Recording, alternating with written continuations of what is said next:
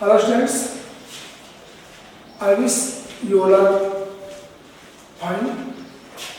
Class continue करते हैं। कल तक जितना हमने पढ़ा उसमें कोई भी आपको प्रॉब्लम लगी हो तो प्लीज़ आप बताएंगे। मैंने अभी देखा नहीं, कमेंट आपके देख लूँगा मैं। कंटिन्यू करते हैं। हमारा जो फर्स्ट टॉपिक होगा ग्रामर का, जैसे हमने स्टार्ट कर रखा है, तो ग्रामर पार्ट का हमारा फर्स्ट टॉपिक जो इंग्लिश का होगा वो होगा correct form.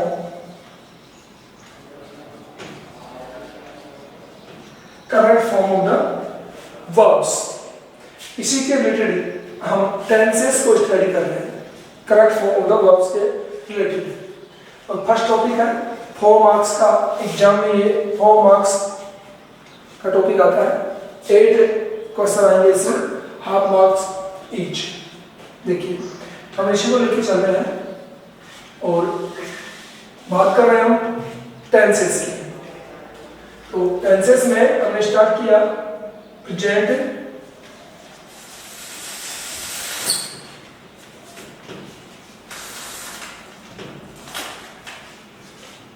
Present indefinite start किया था हमने, जिसके आपको बताया प्रेजेंट इंडेफिनिट के 2 पार्ट टाइप्स होते हैं।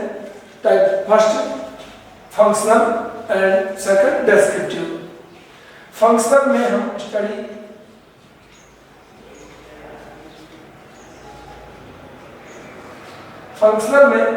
स्टडी कर रहे हैं, जिसकी हमें number 1 helping verb do does आपको बता दी है, जिसके साथ में यहाँ पे मैंने एक नोट डाला है।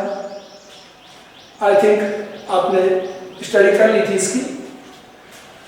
आफ्टर दैट मेन वर्ब भी मैंने लिख दी थी, वह फर्स्ट फॉर्म विद एस और एस। इसमें भी एक नोट डाला हुआ है। आफ्टर दैट नंबर 3 आता है adverbials.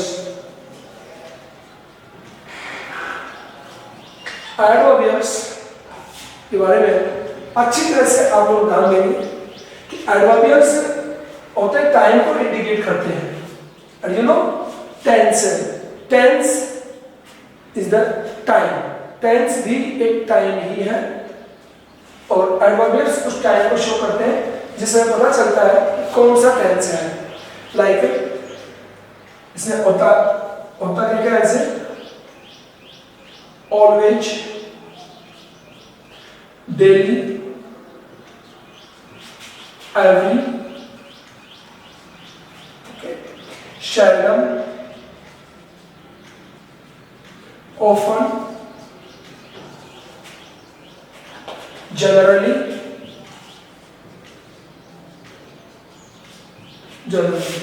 frequently,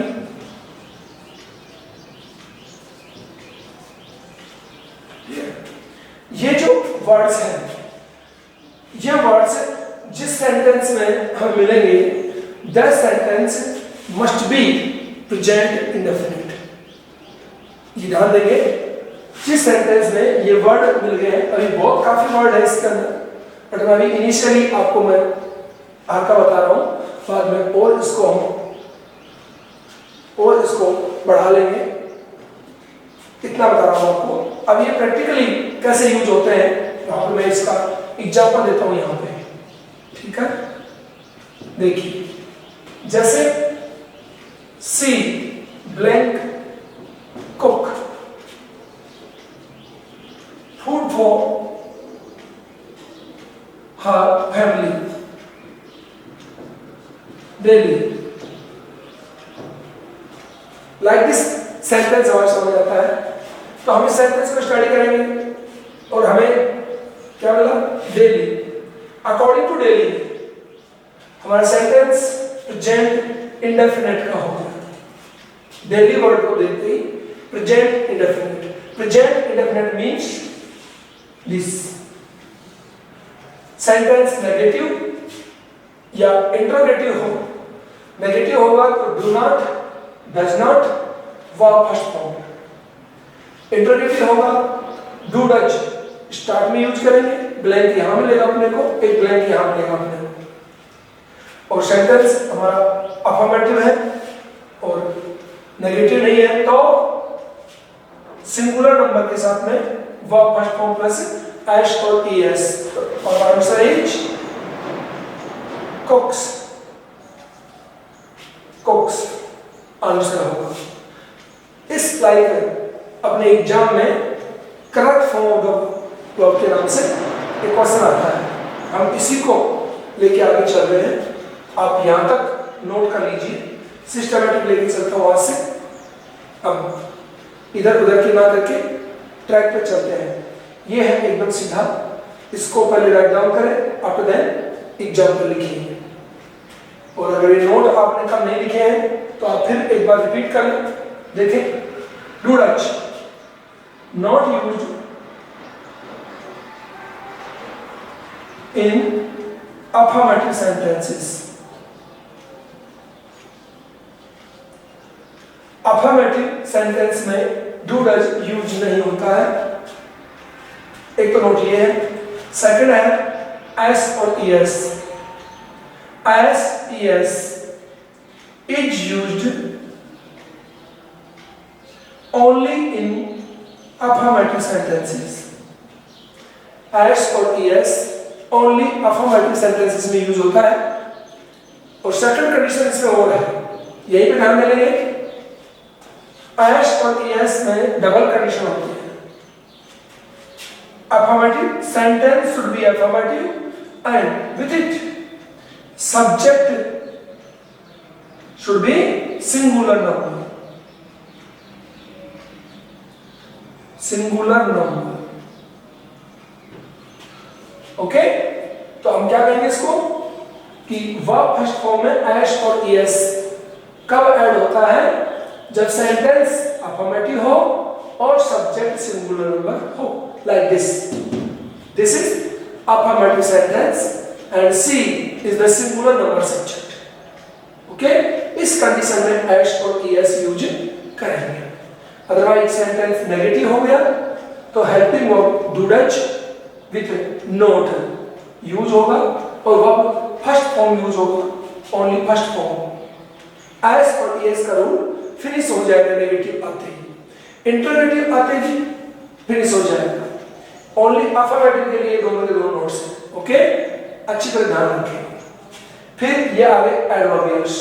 these words indicate the present indefinite tense. जहां कहीं हमें ये वर्ड दिखाई देते हैं, that means according to the grammatic rule present indefinite होगा। जनरली हम इसको कैसे भी बोल लेते हैं, बोलने में कोई दिक्कत नहीं है। जैसे अपन कई बार बोलते हैं, अगर एग्जाम्पल है इसका नहीं, देखिए, today I will teach you English. ये एक सेंटेंस यूज किया हमने। टुडे मीन्स बोलचाल के लिए, आज मैं आपको अंग्रेजी पढ़ाऊंगा। आज मैं आपको अंग्रेजी पढ़ाऊंगा, ये हम बोलते हैं नहीं। आज मैं आपको एक गिफ्ट दूंगा, आज मैं आपसे क्वेश्चन करूंगा, हम बोलते हैं। बट टुडे इंडिकेट हो रहा है अकॉर्डिंग टू करेक्ट फॉर्म, अपने करेक्ट फॉर्म और ग्रामर के रूल के अकॉर्डिंग। अगर टुडे इंडिकेट हो रहा है तो this sentence should be like this, today I am going to teach you, I'm going to teach you English. ये ऐसा होना चाहिए। मीन्स टुडे अगर यूज किया है हमने तो सेंटेंस का जो टेंस है प्रेजेंट कॉन्टिन्यूअस टेंस होना चाहिए, नॉट लाइक दिस। तो बोलने में हम ऐसे भी यूज कर सकते हैं, नो प्रॉब्लम। बट एग्जाम में अगर करेक्ट फॉर्म के अकॉर्डिंग फेस कर रहे हैं तो रूल ये हो, टुडे के साथ में is am are I N G. समझ में आया कुछ? क्यों बता क्या रहे हम? उसका एक एडिशनल एग्जांपल दिया था आपको ये कि किस प्रकार से प्रैक्टिकली आते हैं तो चलते हैं। तो यहां तक हमने पढ़ा, ये इसका एग्जाम्पल लिया हमने। ओके, अब मैं आगे करता हूं। हमारी बात जो थी कल वो थी सेंटेंस अरेंजमेंट में। ये प्रेजेंट इंडेफिनिट का कंप्लीट आपके सामने मैंने एग्जाम्पल सही कर पूरा डिस्क्रिप्शन दिया, समझ में आ गया होगा। अब बात करते हैं हम सेंटेंस अरेंजमेंट की, या फिर प्रेजेंट इंडेफिनिट को मैं आगे बढ़ा देता हूं दोबारा से।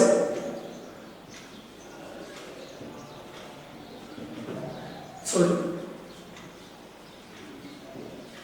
प्रेजेंट इंडेफिनिट जो हमने अभी भी कहा है कि कंप्लीट हो गया है, इसका एक सेकंड पार्ट जो मैंने आपको बताया है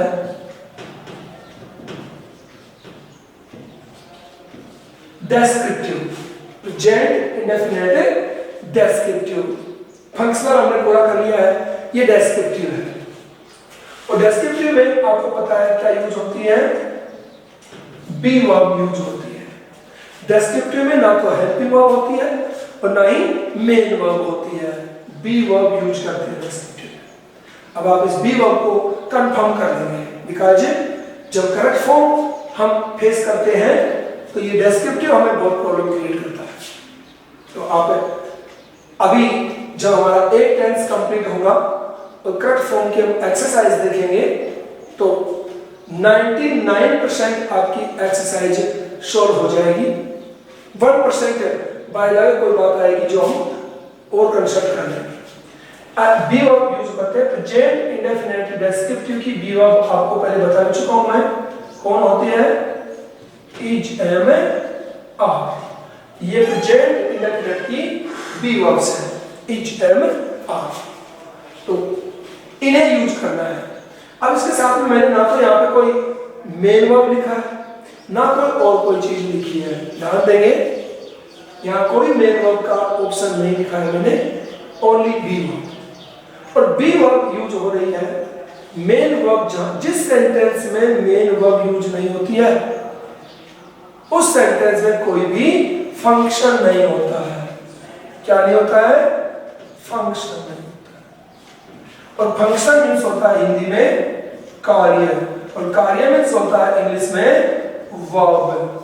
मीन टू से डेस्क्रिप्टिव में वर्ब नहीं होती है, ये ध्यान देना चाहिए और इसको हम एक्सप्लेन करेंगे। आप देखिए, आई am a teacher, I am a teacher. देखिए एम यूज हुआ है एम, बट इसमें कोई वर्ब यूज नहीं हुई है। It's simply an explain. I am a teacher, मैंने कहा सेंटेंस कंप्लीट हो गया। इसमें कोई वर्क हुआ है क्या, तो काम हुआ है क्या इसके अंदर, इसमें कोई काम नहीं हुआ है। लाइक यू आर स्टूडेंट्स, तुम विद्यार्थी हो। He is a doctor, is, am, are without any verb use होते हैं, means it's a descriptive sentence. ये एक डेस्क्रिप्टिव सेंटेंस के एग्जांपल है, इसलिए इनमें वर्ब यूज नहीं होती है। और दूसरी बात बता दें आपको, क्लियर करें इसको, अपने आप को ऐसा बनाएं कि कंफर्म हो जाए। क्या क्लियर करना आपको, इच, एम, आर को जो ही हम देखते हैं, देखते ही हमारा माइंड सीधा आईएनजी फॉर्म की ओर दौड़ता है कि इसके साथ में verb first form plus ING और होना चाहिए था, क्यों नहीं हुआ ऐसा इसमें होना, अपने को लगता है माइंड में, उसको स्टेप आउट कर दो। अब से पहले हो सकता है आपके माइंड में ऐसा होता था, नो ऐसा नहीं है। देखो is, am, are without main verb means without verb first form plus ING, present indefinite descriptive को शो करता है। ध्यान देंगे, चले आगे, टेक एग्जांपल्स। देखिए एग्जांपल, एग्जाम में इसको कैसे यूज करेंगे वो देखिए, ठीक है। दे blank B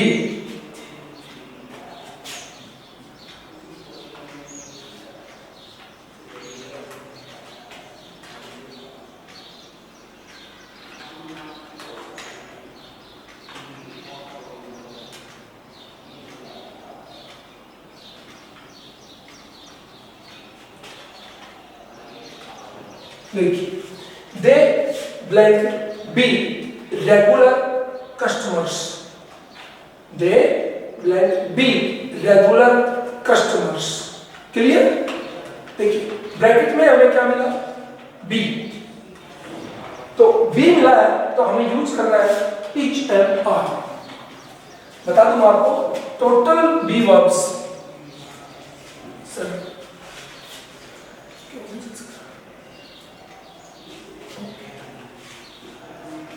total be verbs होती है 5, 3 is and are, 3 + 2 was were, total 5 होती है। नीतू से प्रेजेंट इंडेफिनेट डेस्क्रिप्टिव होता है और पास्ट इंडेफिनेट में भी डेस्क्रिप्टिव होता है। तो ये दोनों पास्ट इंडेफिनेट डेस्क्रिप्टिव की है और 3 है प्रेजेंट इंडेफिनेट डेस्क्रिप्टिव। इसलिए टोटल 5 बी वर्ब्स होते हैं। इन 5 बी वर्ब्स में से अपने को यूज करनी है यहां पे, ध्यान देंगे। सबसे पहले सब्जेक्ट कौन है, दे, प्लूरल नंबर सब्जेक्ट है। प्लूरल नंबर सब्जेक्ट है तो इसके अंदर प्लूरल नंबर वर्ब कौन कौन सी है, एक तो आर है और एक वर है। इन दोनों में से हमारा आंसर आएगा। हो गया? तो अपनी ये तो फ्री हो गई है, इज एम और वॉच, ये तो फ्री हो गई। बचे ये दोनों, इन दोनों में से डिसाइड करना है। उसके लिए देखिए, चेक करिए कौन आ गया, रेगुलर, और रेगुलर वर्ड आते ही वॉच भी फिनिश हो गया और आंसर क्या हो गया। तो बी वर्ब की जगह पे यहां पे पर्सन में हम क्या लिखेंगे, आर लिखेंगे, करेक्ट फॉर्म के रूप में आर। अब देखिए, अगर हमें ये नॉलेज ना हो डेस्क्रिप्टिव का, बी वर्ब का, तो हम इस बी को देखेंगे आंखों से और देख करके इस बी का ही कोई ना कोई डिजाइन हम बना के जाएंगे। बी में आईएनजी लगा देंगे, बी की कुछ और कोई थर्ड फॉर्म कर देंगे, बीन कर देंगे, बीन कर देंगे, पता नहीं क्या करके जाएंगे हम। If we don't know about all this, अगर बिल्कुल नॉलेज ना हो तो हम बता देंगे इस बी का, क्यों बी को अबोलिश तो करेंगे नहीं कि इसको कंप्लीटली खत्म कर देंगे, दिखाएंगे ही नहीं आंसर में कहीं, ऐसा हम करने वाले नहीं है। बिकॉज ब्रैकेट में आया है तो ये दिखना तो चाहिए ना, तो आंसर में आप इसको डेफिनेटली यूज करोगे और आंसर आपका रॉन्ग हो जाएगा। आंसर क्या होगा, दिखने में बी है और आंसर क्या आएगा, आ। तो ये हमारा प्रेजेंट इंडेफिनिट डेस्क्रिप्टिव है। अच्छी तरह से देखें, इसको अपने पास रखें, लिख करके स्क्रीनशॉट कैसे भी रखें इसको। टोटल बी वर्ब्स 5 बताइए आपको, रख के नोट करें इसको। After that we will continue. आराम से लिखें, जल्दबाजी ना करें। फिर देखेंगे हम एक्सरसाइज जब आपके सामने आएगी, कौन ऐसा स्टूडेंट होगा जिसको एक्सरसाइज सॉल्व करने में प्रॉब्लम क्रिएट होती है, नहीं होगी प्रॉब्लम क्रिएट, 1% भी नहीं होगी, बड़ा तो परसेंट हम तो बात करें। Complete correct form of the verb के टोटल सेंटेंस जो एग्जाम में बेस करोगे सारे आपको आएंगे। अच्छी तरह से इसको नोट कर लें सारे लिए। और आप ये मान के चले कि क्लास हमारी रेगुलर चल रही है, ऐसा नहीं है कि ऑनलाइन क्लास चल रही है, होमवर्क ना करें तो कौन देखने वाला है, नहीं, देखने वाला कोई नहीं होता, स्वयं को देखने वाले खुद से बड़ा कोई नहीं, हम ही हमें देख रहे हैं कि मैं मेरे साथ में क्या कर रहा हूँ, इससे बड़ी और कोई बात नहीं है। शॉर्ट सा आंसर है कि अपने आप को खुद देखिए कि मैं कर क्या रहा हूँ। व्हाट आई वांट, मैं चाहता क्या हूँ, बस अकॉर्डिंग टू दैट आप रहेंगे तो अच्छा ही करेंगे। चलिए आगे।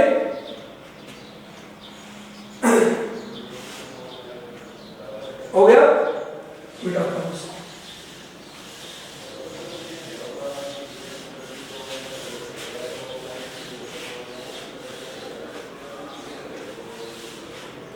आगे चलते हैं। ये हमारा प्रेजेंट इंडेफिनिट के दोनों पार्ट्स फंक्शनल एंड डिस्क्रिप्टिव को आपके सामने मैंने रखा है, विद एग्जांपल रख दिया है। अब आगे बढ़ेंगे और एक्सरसाइज होगी, उस दिन हम चेक करेंगे कि हम कितना सीखे। अब मैं बात करता हूं आज आपके सामने सेंटेंस अरेंजमेंट, उसके बाद हम प्रेजेंट कंटीन्यूअस टेंस स्टार्ट करेंगे। तो प्रेजेंट कंटीन्यूअस टेंस स्टार्ट करने से पहले हम सेंटेंस अरेंजमेंट की बात करते हैं। सेंटेंस में कल बात हुई थी हमारी कि every sentence has its own subject and verb. Her sentence का अपना खुद का एक सब्जेक्ट होता है और अपनी एक खुद की वर्ब होती है, and this is an agreement. और ये एक समझौता है कि सेंटेंस हम उसी को कहेंगे जिसका खुद का सब्जेक्ट हो, खुद की वर्ब हो, और दैट शुड बी मीनिंगफुल। और ये सब्जेक्ट और वर्ब का एग्रीमेंट है, कोई मीनिंग देता हो, अर्थ निकलता हो, वो होता है सेंटेंस। अब इसमें अदर चीजें आती हैं, हेल्पिंग वर्ब आती है, ऑब्जेक्ट आता है, वो बात की बात है। मैं तो ये दोनों है। अब देखिए कोई सेंटेंस हम अरेंज करते हैं, मैं हिंदी में लिखता हूं आपको, जैसे वह है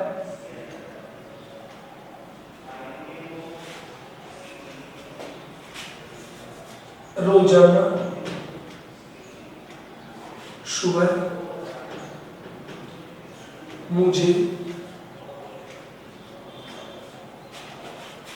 पार्क में मिलता है।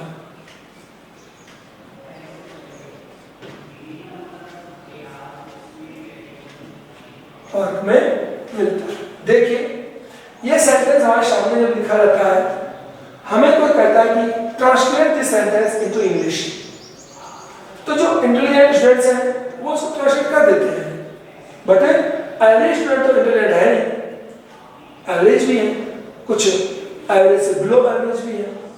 तो इसका मतलब एवरी वर्ड क्या क्या है और इसका अरेंजमेंट कैसे होता है वो देखना है हमें। सबसे पहले हिंदी में लिखे सेंटेंस के लास्ट में क्या है, full stop. Full stop mean to say this sentence is an assertive sentence. Assertive sentence, और असर्टिव में आपको मैंने बताया है क्या क्या होते हैं। असर्टिव में टू टाइप्स होते हैं, अफर्मेटिव एंड नेगेटिव। अफर्मेटिव और नेगेटिव दोनों किसके पार्ट है, असर्टिव सेंटेंस। सो अगर फुल स्टॉप लास्ट में है तो our sentence should be affirmative and negative. अब हमने देखा इसमें नेगेटिव का कोई भी हिंट नहीं है, तो ये अफर्मेटिव है। और जब अफर्मेटिव है तो फर्स्ट वर्ड सब्जेक्ट होता है। अफर्मेटिव सेंटेंस और नेगेटिव सेंटेंस हमेशा स्टार्ट विथ सब्जेक्ट, सब्जेक्ट से शुरू होते हैं। और मेन वर्ब हमारी पहचान होती है, हिंदी में बात करते हैं तो ता है, क्रिया वगैरह पहचान होती है। पहचान के साथ में जो वर्ड है वो वर्ब होता है। ना लगा के बोलना होता है इसको, ना लगा के। मिंटू से ता है, पहचान को हटा दो, मिलना, ये मेन वर्ब हो गया। अब बात करते हैं इसमें ऑब्जेक्ट है कि नहीं है। ऑब्जेक्ट डिसाइड करने के लिए हिंदी की बात कर रहा हूं मैं, इंग्लिश में बात बताऊंगा आपको। हिंदी में आ गया तो इंग्लिश में ऑटोमेटिक आ जाएगा। क्यों? इंग्लिश इजी है, बेटर देन दिस, बहुत बहुत इजी है इससे। देखिए अब हम बात करें ऑब्जेक्ट की। सब्जेक्ट से मेन वर्ब के पास आई, वह मिलता है, वह मिलता है। और रास्ते में इससे क्वेश्चन करिए क्या और किसी। अगर इन दोनों क्वेश्चंस के आंसर आएंगे तो क्या के आंसर में आएगा इनडायरेक्ट ऑब्जेक्ट, इनडायरेक्ट